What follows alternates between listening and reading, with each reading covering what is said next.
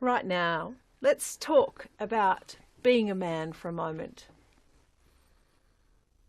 David Mallard, president of Melbourne Men's Group, believes that many men feel trapped by a thing that you're calling an emotional straitjacket. Let's just start right there. What do you mean? Ooh, doesn't that sound spooky? Oh, g'day, Claire. G'day, good to have you back, David. Yeah, the emotional straitjacket, or something else that someone else coined a phrase called the emotional suppression cycle. It's real. We've been involved in our Melbourne Men's Group for, almost 20 years. It's actually year 19 this year. It's almost 20 years.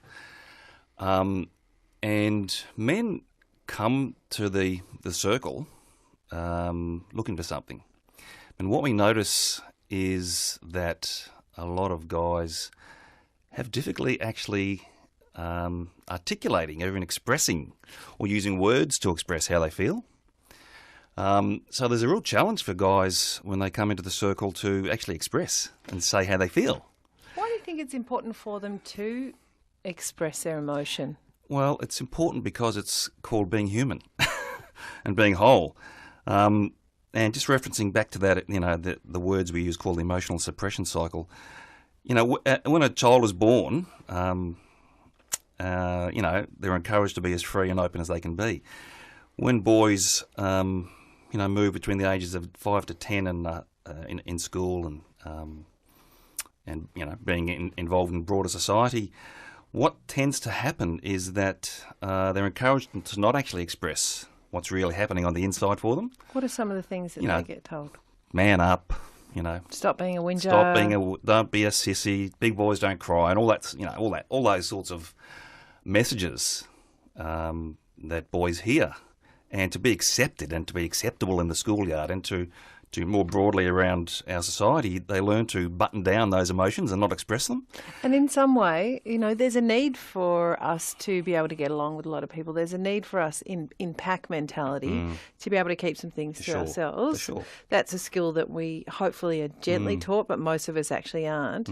You're saying that people carry the burden of that. Oh, indeed, through absolutely. their lives. And we see that a lot through the men's circles that we run, regular meetings each week around Melbourne, and also, we do some deep dive development workshops over the course of a weekend, and we see that very clearly that those that emotional suppression or the emotional wounds that everyone accumulates, it's part of being human. They get played out in adulthood in various ways, and where those wounds haven't been addressed or haven't been spoken of in particular, through as you grow up. They are manifested in various dysfunctions and sometimes depression, and violence, certainly anger. But men and boys being okay to share how they feel is often not a common,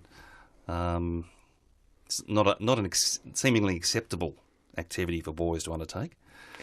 We're speaking with David Mallard, who's the president of the Melbourne Men's Group. David, you're articulate about your emotions. I wonder if you always were. No. Very good point.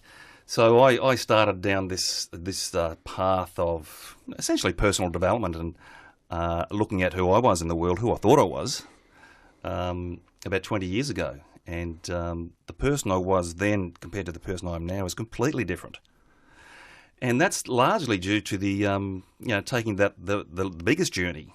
The biggest journey is the internal journey, or the journey within, and unpacking who I thought I was and why I did what I did.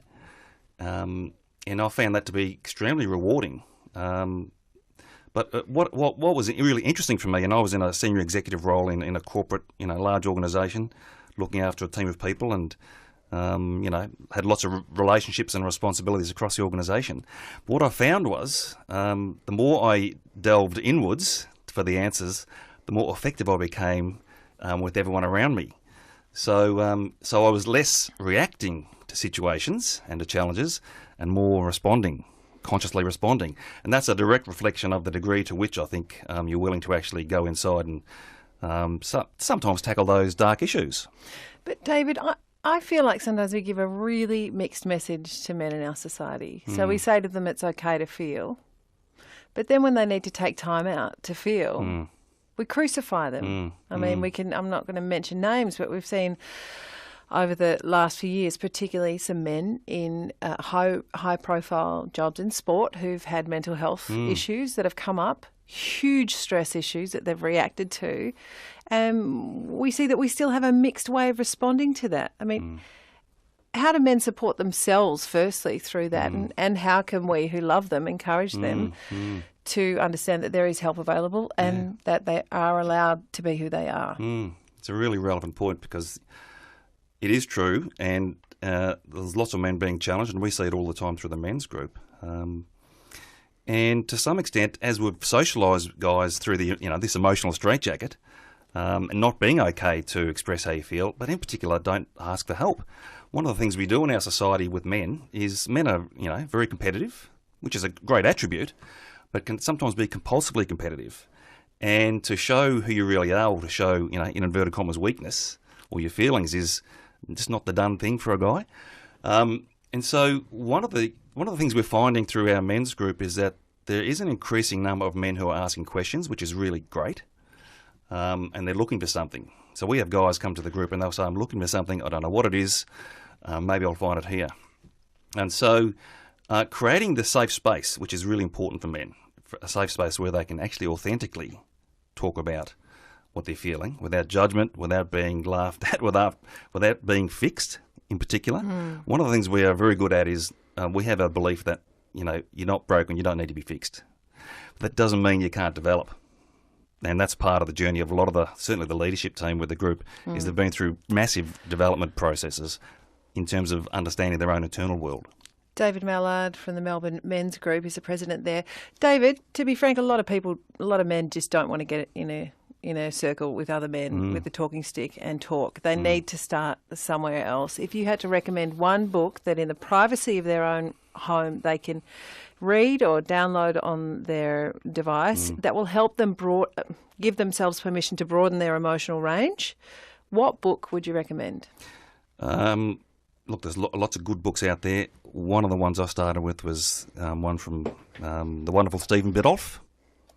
We love him. He's the author of a book called Manhood, which talks about what it is to be a man and what men need to do to achieve wholeness in their lives and more balance and to achieve happiness. And part of that journey is that journey within and being okay to talk about how you feel in a safe space.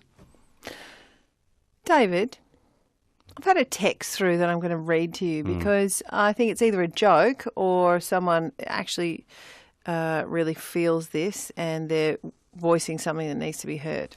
It's from Billy. It says, "What a load of dribble. It's time for men to return to being men. Harden up, boys. Don't go soft. Group therapy is for girls." Please respond. Yeah, that's a very interesting comment. And I could only express through my own journey that, what we're on about is becoming whole as humans. And we're both a mix of masculine and feminine characteristics. And the old rules of what it means to be a man isn't really that successful. If you have a look at the dysfunction around our society, violence, relationship breakdown, difficulties across society, there's oftentimes there's men attached to those dysfunctions. Depression, 6 men kill themselves in this country every day. And I suspect part of that reasoning for those things happening is because a lot of men stick to the old rules of what it means to be a man. David Mallard from the Melbourne's Men's Group. Because we just mentioned some difficult things, I want to give you a resource as always. If this conversation is bringing up anything for you that you feel you need to talk through, Lifeline is 13 11 14. And if you want to find out a little bit more about these adventures, you can go to mensgroup.melbourne. We mentioned today. That's the website. Is that correct, David? That's it. Yep. All right. Thank you for the conversation. And I've got a text here which I'll end with. It's just, cheers from Nick. Great point. If men show emotion, they're often labelled this, that, weak, soft, often by both sexes. It's not fair. But this next text says, it's not a joke. Take it seriously. Thank you, David Mallard. Thank you.